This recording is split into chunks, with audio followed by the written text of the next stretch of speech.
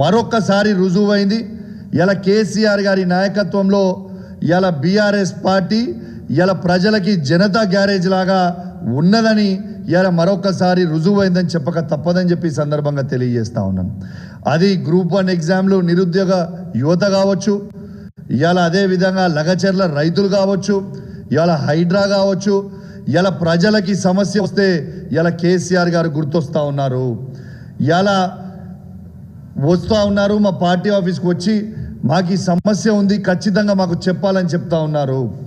నేను ఆ రోజు దీని మీద గ్రూప్ 1 మీద మాట్లాడినప్పుడు ఇదే కుర్చీ మీద ఇక్కడి నుంచే ప్రెస్ మీట్ మాట్లాడితే ఇవాళ ఇదే రేవంత్ రెడ్డి గారు కాంగ్రెస్ ప్రభుత్వం నా మీద ఎస్సీ ఎస్టీ కేసు పెట్టిరు. ఎంత విచిత్రం ఇది! ఎస్సీ ఎస్టీ కేసు పెట్టి విచిత్రం ఏంటంటే ఇవాళ పోలీసు వాళ్ళు భవన్కి వచ్చి సీన్ ఆఫ్ అఫెన్స్ ఎట్లయింది ఏమైందని అడిగే పరిస్థితికి వచ్చింది. వీళ్ళకి ఇట్లా పిచ్చి గిట్ల లేచిందా ఏమైందని అర్థం కాలే. ఆ రోజు మా భవన్ ఇన్ఛార్జ్ అయిన రావుల చంద్రశేఖర్ గారు ఆ రోజు ఫోన్ చేసి కమిషనర్ గారికి, హైదరాబాద్ సిపి గారికి ఫోన్ చేసి అసలు ఏం చేస్తున్నా మీరు అసలు ప్రెస్ మీట్ మాట్లాడితే సీన్ ఆఫ్ మర్డర్ కేసు ఇది, సీన్ ఆఫ్ అఫెన్స్ అని వచ్చుడు ఏంది అని ఆ రోజు మాట్లాడితే మళ్ళీ పోలీసు వాళ్ళు వాపసు పోయినరు. ఇలా రేవంత్ రెడ్డి గారు మీరు ఇట్లాంటి కేసులు పెడితే మీరేదో మా నోరు మూపియాలనుకుంటే నువ్వు కాదు, నీ తాత తరం కూడా కాదు.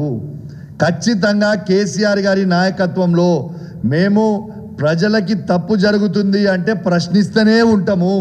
నువ్వు నీ కేసులు పెట్టి మమ్మల్ని ఇబ్బంది పెట్టి మా మీద నీ పైచాచిగా ఆనందం పొందుతుండొచ్చు నువ్వు, కానీ మాకేం ఫరక్ పడదు, కుచిబీ ఫరక్నే పడతా.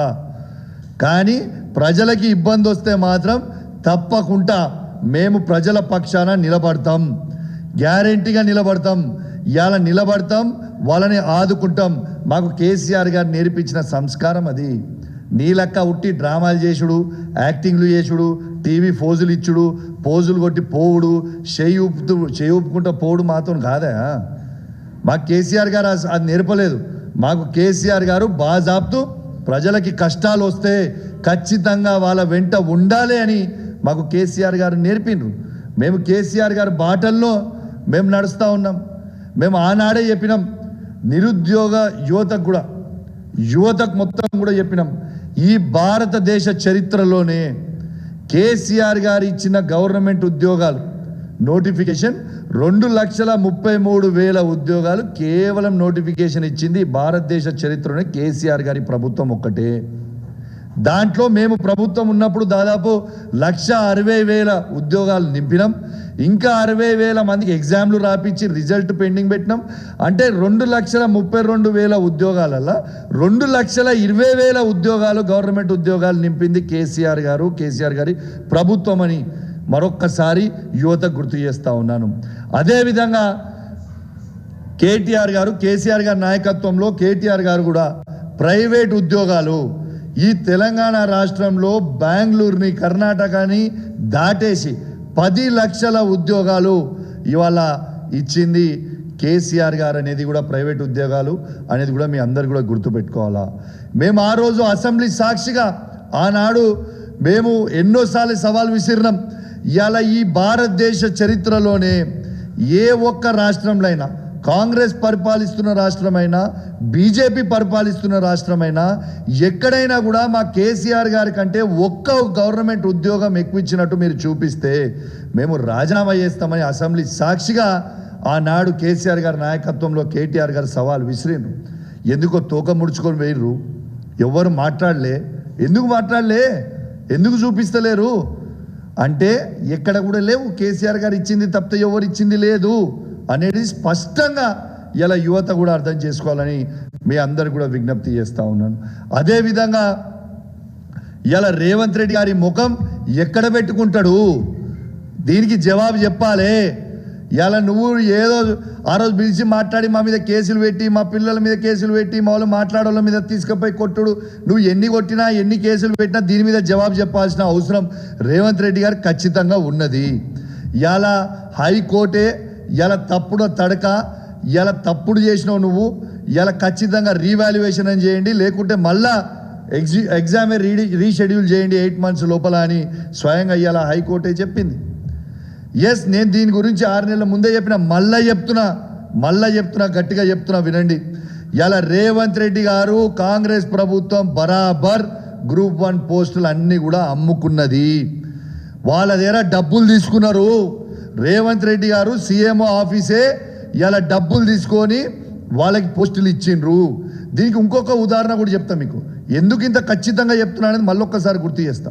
కేసీఆర్ గారు గ్రూప్ 1 నోటిఫికేషన్ వేసిన రోజు 503 పోస్టులకు వేసి గ్రూప్ 1 నోటిఫికేషన్ వేసిండు. వేసిన తర్వాత అదే కంటిన్యూ చేస్తే బాగుండు, కానీ వీళ్ళు అతి కకృతి కదా. దాంతో ఏం చేసిండు, దాన్ని ఇంకొక 50 పోస్టులు వేయించి 563 అని పోస్టులు పెట్టి మళ్ళీ ఫ్రెష్గా అప్లికేషన్ పెట్టుకోవచ్చు, ఎవరు పడితే వాళ్ళు మళ్ళీ ఫ్రెష్గా రాయొచ్చు అనేది పెట్టి ఇలా పోస్టులు అమ్ముకున్న చరిత్ర ఇలా ఓటు నోటు దొంగ అయిన రేవంత్ రెడ్డిదే మరొకసారి అడ్డంగా దొరికిపోయిండు. ఇలా 563 మంది పోస్టులు కూడా ఇలా రేవంత్ రెడ్డి గారు లక్షలాది రూపాయలకు అమ్ముకున్నాడు. ఇది సీఎంఓ ఆఫీస్ నుంచి నడిచింది. ఇదేదో నేను చెప్పుడు కాదు, బాగా జాబ్తూ ఇలా అభ్యర్థుల పేరు చెప్తే మంచుకుండదు. ఎవరైతే డబ్బులు ఇచ్చిర్రో రేవంత్ రెడ్డి గారి ఆఫీస్లో, రేవంత్ రెడ్డి గారి ఇంట్లో ఎవరైతే పోయి డబ్బులు ఇచ్చి వచ్చిండ్రో అది వాళ్ళే వచ్చి నాకు చెప్పిపోయినరు. అన్నా నా దగ్గర డబ్బులు తీసుకుర్రు, ఇలా పొద్దున్న నుంచి అదే ఫోన్, ఇలా నా దగ్గర డబ్బులు తీసుకొని మా పోస్ట్ ఇచ్చిరు, మరి మా ఇవాళ రద్దు అయిపోయినాయి, మా పరిస్థితి ఎట్లా అన్నా అని అడిగారు. రేవంత్ రెడ్డి గారు ఓటు నోటు దొంగ. ఎట్లయితే రేవంత్ రెడ్డి గారు ఓటు నోటు దాంట్లో అడ్డంగా రెడ్ హ్యాండెడ్గా దొంగలక్క దొరికిపోయిండో, ఇవాళ గ్రూప్ 1 ఎగ్జామ్లు అమ్ముకున్న దాంట్లో కూడా అడ్డంగా దొరికిపోయిండు. ఇది ప్రజలందరూ కూడా గమనించాలి. ఇవాళ మీకు ఒక్కటే చెప్తా ఉన్నాను, ఆనాడు పేపర్ లీక్ అయిందని కేసీఆర్ గారు ఏ రోజైతే ఆనాడు అన్నారో, కేసీఆర్ గారి దృష్టికి వచ్చిందో, కేసీఆర్ గారు స్వయంగా ధైర్యంగా తప్పు జరిగింది మేము రద్దు చేస్తున్నాము అని బాజాబ్తు ధైర్యంగా రద్దు చేసిండు కేసీఆర్ గారు. మరి ఇలా అక్రమాలు జరిగినాయని గ్రూప్ 1 విద్యార్థులు ముఖ్యమంత్రి రేవంత్ రెడ్డి గారి దగ్గర నుంచి మొదలు పెడితే వాళ్ళ మంత్రుల దగ్గరికి, వాళ్ళ ఎమ్మెల్యేల దగ్గరికి, వాళ్ళ ఎంపీల దగ్గరికి పోయి వినతి పత్రం ఇచ్చుకుంటే మీరు రద్దు ఎందుకు చేయలేదు, ఎవిడెన్స్తో సహా చూపిస్తే మీకు రద్దు ఎందుకు చేయలేదు? ఈ ఒక్క విషయమే కేసీఆర్ గారి స్టైల్ ఆఫ్ ఫంక్షనింగ్కి ఇలా అమ్ముకున్న పోస్టులు అమ్ముకుంటున్న దొంగ అయిన రేవంత్ రెడ్డి గారికి ఉన్న డిఫరెన్స్ ఇది ఒక్క లైన్లో మీరు అర్థం చేసుకోండి. దానికంటే ఎక్కువ మేము చెప్పాల్సిన అవసరం లేదు. ఇవాళ బరాబర్ రేవంత్ రెడ్డి గారు మీరు గీవాల్యుయేషన్ కాదు, ఇక తప్పు అయిపోయింది, అడ్డంగా దొరికిపోయినా అనేది ఇలా క్లియర్ కనబడుతుంది. హట్ చేసి చక్కగా మళ్ళీ ఎగ్జామ్ ఫ్రెష్గా పెట్టండి, దొంగ పనులు బంద్ చెయ్యర్రి. ఓటు నోటు దొంగ అయిన రేవంత్ రెడ్డి గారు మళ్ళా దొంగతనం చేస్తూ దొరికిపోయింది, అడ్డంగా దొరికిపోయింది. యావత్ తెలంగాణ ప్రజలు మొత్తం కూడా గమనించాలి, ప్రత్యేకంగా యువత మొత్తం కూడా గమనించాలి.